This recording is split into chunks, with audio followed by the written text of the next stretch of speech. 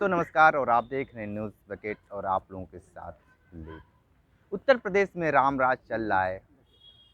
लेकिन क्या राम राज सही में चल रहा है? अगर राम राज चलता तो ये लोग बैनर पोस्टर के साथ बनारस के शास्त्री घाट पे नहीं होते। ठंडी भी चल रही है, ठंड का मौसम भी है और ठंड इतना पड़ रहा है कि लोग रजाई के अंदर सभी लोग सहमे हुए हैं।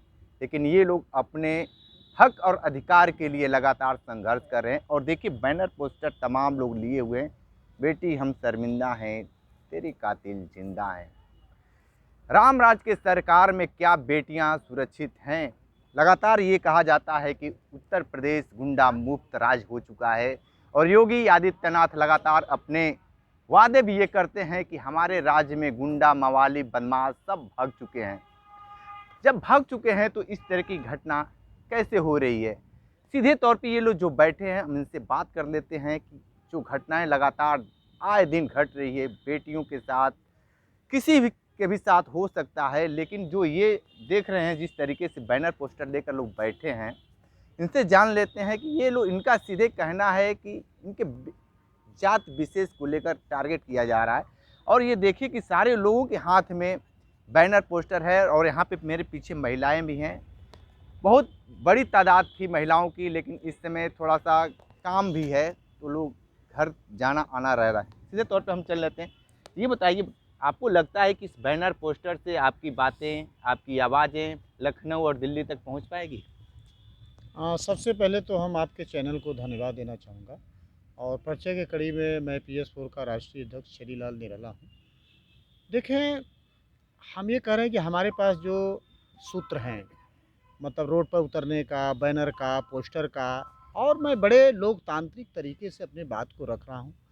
हमारे संगठन के साथी जो भी यहाँ पार्टी के हैं, जो भी कुम्हार समाज के संगठन है, और कोई हिंसक रूप से नहीं है, मतलब एकदम अहिंसक रूप के तरीके से मैं अपनी सत्याग्रह आंदोलन को जो है कर रहा हूँ।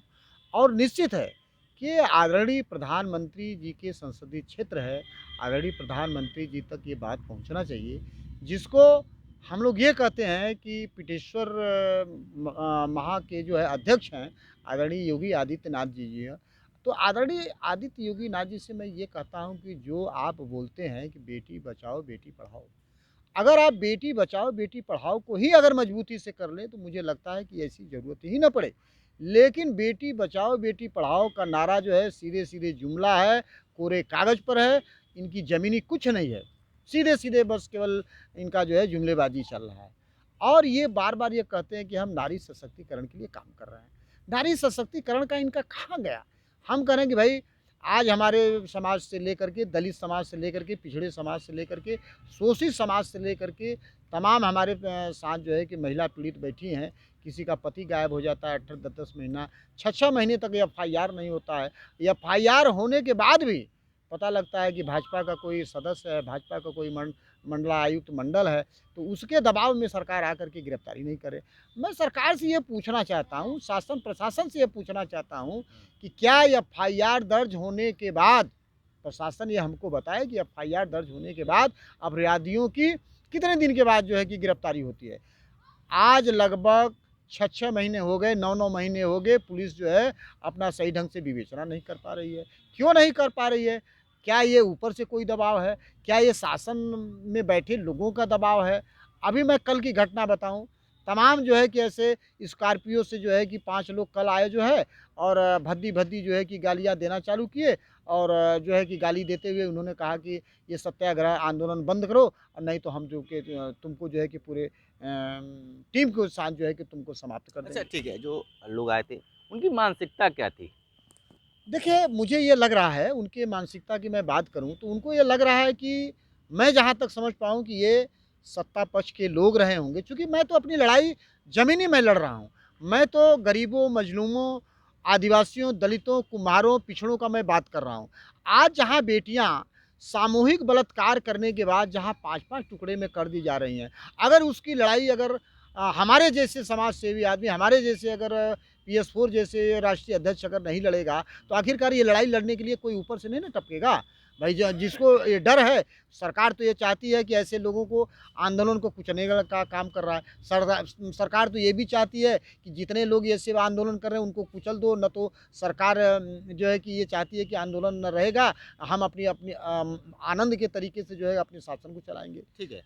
ये बताइए कि आए दिन मुख्यमंत्री का दौरा होता है, डिप्टी सीएम आते हैं, उनसे आप लोगों से बात नहीं हो पाती क्या? नहीं सरकार को जो प्रतिनिधि हैं उनके माध्यम से हम लोग की बात होती है और विगत योगी सरकार की ये 6 साल की सरकार में हमने कम से कम सैकड़ों बार ज्ञापन इसी शास्त्री घाट से दे चुके हैं और हम लोगों ने धरना भी दिया है, विधानसभा का घेराव भी किया है और सरकार मानने के लिए ही तैयार नहीं है। आपने देख लिया होगा हाथरस वाला कांड, अभी तक उस न्याय के लिए वो परिवार जो रहा है, जो कि वो पूरे देश में चर्चित था। तो इस तरह से हमारे ही समाज में नहीं, हर समाज जितने दबे कुचले समाज में है, सभी में इस तरह से घटनाएं आम हो रहा है। गली मोहल्ले चौराहे पे ये घटनाएं आम हो गई है कि जिस सरकार जो राम राज के नाम पे अपना पीठ थपथपा रही है, उस राम राज में बहन बेटियां सुरक्षित ही नहीं है और ऐसे राम राज को हम लेकर क्या करेंगे। तो हमारा तो पुराना वाला ही राम राज सही था, इससे अच्छा है, तो ये ऐसी राम राज लेकर हम क्या करेंगे। तो हम सरकार से वही मांग करते हैं कि जितने दोषी हैं, अगर आप उनके ऊपर एफआईआर नहीं दर्ज करेंगे, गिरफ्तारी नहीं करेंगे, तो उनका मन बढ़ते जाता है और क्राइम दिन पर दिन ज़्यादा होते जाएगा।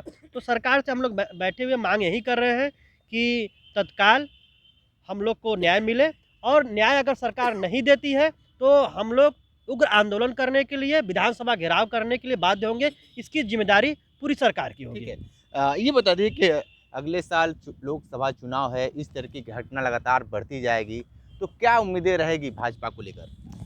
भाजपा को जनता ही 2024 के चुनाव में बता देगी कि मतलब ये जो बलात्कार, हत्या, लूट, भ्रष्टाचार जो हो रहा है, ये जनता ही बीजेपी सरकार को बता देगी कि मतलब 2024 में क्या होने वाला है। आए दिन यहाँ पे दौरा होता रहता है, ये भी जल्द ही आए थे प्रधानमंत्री नरेंद्र मोदी यहाँ पे तमिल समागम का उद्घाटन करके गए हैं और उम्मीद है कि समापन में भी वो आएंगे।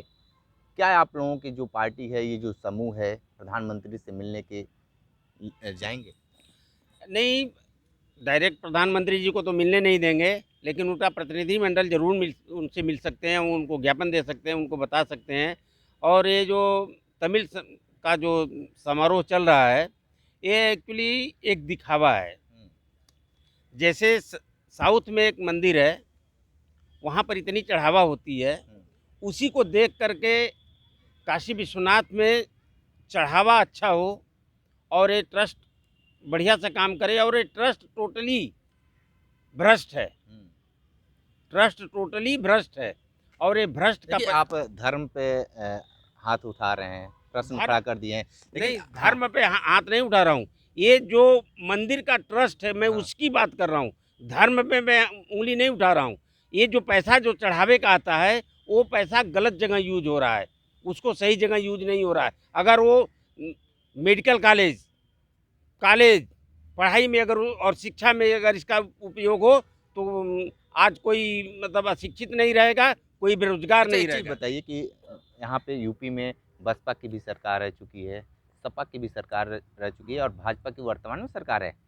इस सरकार में अपराध बढ़ा है ग्राफ या घटा है? देखिए, अपराध मुक्त बोल रहे हैं, अपराध का ग्राफ बढ़ा है और जो अपराध है वो दिखाई नहीं दे रहा है। जनता को दिख रही है लेकिन सरकार को ये अपराध नहीं दिख रहा है। जो बसपा के राज में या जो सपा के राज में जो नेता थे, सिर्फ उन्हीं को ये अंडरग्राउंड करके, उन्हीं का इनकाउंटर करके, उन्हीं का प्रॉपर्टियों पर कब्जा करके ये दिखा रहे हैं कि हमने मतलब अपराध को कम किया है, लेकिन एक्चुअल में अपराध बढ़ा है। सिर्फ अकेले बीजेपी के शासन में 7 साल तकरीबन इनका शासन हुआ है, अकेले प्रजापति समाज की बात कर रहा हूँ, उत्तर प्रदेश में 80 हत्याएं हुई हैं। तो अपराध बढ़ा है कि घटा है, आप खुद सोचिए। ठीक है, तो यहाँ पे कुछ महिलाएं हैं, हम उनसे भी जान लेते हैं कि क्या कुछ ये बताइए कि आप यहाँ पे बैठी हुई हैं, उत्तर प्रदेश सरकार में या बनारस में आप सुरक्षित अपने आप को देखती हैं? जी नहीं देखती हैं। हाँ, क्या दिक्कतें आती हैं? इतना अत्याचार प्रजापति लोगन पर होता, हर एक बिरादरी जैसे गरीब आदमी पर हर एक सबका। मोदी योगी बनत तब बस अत्याचार ज़्यादा चल रहा। इसके पहले कैसा था? उसके पहले सही था। अब किसकी सरकार आ जाए तो आप लोग को बेहतर सुविधा जो मिले? पहले था वही था। पहले था। हाँ। क्या कहेंगी सरकार को लेकर, जो आप लोगों के लगातार ये कहा जा रहा है कि महिलाएं सुरक्षित नहीं है? सरकार को लेकर हम क्या बताएं, और जो ये चीज़ें चल रही हैं लगातार, अपराध ये अत्याचार जो चीज़ें हो रही हैं, रेप बलात्कार, और अब तो नया प्रचलन भी आ गया है कि बलात्कार तो होते ही हैं और टुकड़ों में विभक्त हमारी बेटियां कर दी जा रही है। तो ये बहुत ही शर्मनाक है सरकार के लिए। जो सरकार दावा करती है, महिला सशक्तिकरण की बात करती है, महिलाओं के सशक्त होने की बात करती है कि महिला सुरक्षित है, जो दावा करती है, तो ये दावा बिल्कुल गलत होता हुआ दिखाई दे रहा है। आप लोग भी बैठे हैं, क्या आप अपने आप को सुरक्षित महसूस करती हैं इस सरकार में? हाँ सर, आपका वो घटना आदमी का मरे हुआ है। अच्छा, क्या हुआ है बताइए थोड़ा सा, तो क्या हुआ है आपके? आपका आदमी का राज बहादुर। बोलेंगे हाँ बताइए, पहले आप ही बता दीजिए। सर, हम चंदौली जिला से लक्ष्मीना देवी प्रजापति, गांव नेदिलपुर, थाना धानापुर, जिला तवन चंदौली है, तहसील सकलडिया, पोस्ट धरा। आपके पति के साथ क्या हुआ था वो बताइए। हमारे पति के साथ गिरफ्तार हुआ था, अपहरण। अच्छा, अपहरण हुआ था। हाँ, हमारे गांव का प्रधान ले गए हुआ मधुकर मौर्य। अच्छा, काम करावे दे मीठा के दुकान पर लेगी ना, 2 फरवरी के ले गए हुआ, 6 फरवरी के गायब के लिए हुआ। तो क्या मामला था, क्या धमकी? अब हाँ, धमकी देता हूँ कथमन की तोके अब तोके खत्म कर, तोरे बच्चा के, तोरे जैसे परिवार घर सबके खत्म कर दे। तू हमार का बिगड़बी, 5 साल तक कोई झांट न कबर ले तो तू का कबार लेबी, ऐसे ही कले हुआ। हमारे गांव का प्रधान रह चुकल हुआ, 5 साल तक कोई झांट न कबर ले तो तू का कबार लेबी, और तोरे औकात के हम देख ले। हाँ, थाने रुपया पूजत हुआ, पुलिस अधिकारी एक ना सुनत हुआ। हम चंदौली जिला, बनारस जिला, सोनभद्र, मिर्जापुर, 4 जिला में छान गए, कोई सुनवाई ना होता। हमारा भी बेचना भी ना भी बना था, 4 महीना का दिन निकल गया। देखिए, ये मामला जो है महेंद्र नाथ पांडे का सांसदीय क्षेत्र है और चंदौली का मामला है, और ये महिला का सीधे आरोप है कि इनकी बातें सुनी नहीं जा रही है। चौकी थाने पे ये लोग जाते हैं और इनके पत्रक को दस्ते में फेंक दिया जाता है, यानी कूड़े के भाव में फेंक दिया जाता है, और इनकी बातें नहीं सुनी जा रही है। आपके साथ क्या हुआ था? आपका पति का हमारे घर, आपका आजूपुर से मंजू बोल रहा है। हाँ, आपका आदमी का हमारे गला कटेगा। गला कटा है? हाँ, खर्चा के बीचे में खर्चा के बीचे में वो बच्चा हमारे गला खर्चा के बीचे में वो भल आपका आदमी के मार पीट। बहुत सारी बातें हैं। सीधे तौर पे इन महिलाओं का, इन लोगों का आरोप है कि इस सरकार में लगातार इनके साथ भेदभाव हो रहा है, और इनके साथ जो भी थाना हो या चौकी हो, जहाँ पे ये लोग जा रहे हैं, इनकी बातें नहीं सुनी जा रही है। और ये भी ये लोग कह रहे हैं कि दबंगई के साथ इनके ऊपर धमकी भी दिया जा रहा है, और लगातार ये भी कहा जा रहा है कि अभी तो तुम्हारे पति के साथ ये हुआ है, अब तुम्हारे साथ होगा, और तुम्हारे साथ साथ तुम्हारे बेटे के साथ होगा। आने वाले समय में भाजपा सरकार इन सारे चीज़ों पे रोक लगा पाती है या नहीं, ये तो आने वाला वक्त बताएगा। लेकिन ये लगातार ये संघर्ष लोग कर रहे हैं, इसलिए संघर्ष कर रहे हैं कि हो सकता है कि अगली ज़िंदगी जो जिसकी जाने वाली है वो उसकी ज़िंदगी बच जाए। लगातार ये ग्राउंड जीरो से रिपोर्ट दे रहे थे। हमारे साथ बने रहिए न्यूज़ बकेट के साथ में, दीजिए इजाज़त, नमस्कार। पेश है न्यूज बकेट हिंदी मासिक पत्रिका। पढ़ें इस महीने की पूरी खबर विस्तार से हमारे न्यूज बकेट की मैगजीन में। हमारी ई मैगजीन को मुफ्त में पढ़ने के लिए अभी लॉगिन करें www.newsbucket.in पर। इसके अलावा रोज की ताज़ा खबरों के लिए हमारे YouTube चैनल को तुरंत सब्सक्राइब करें।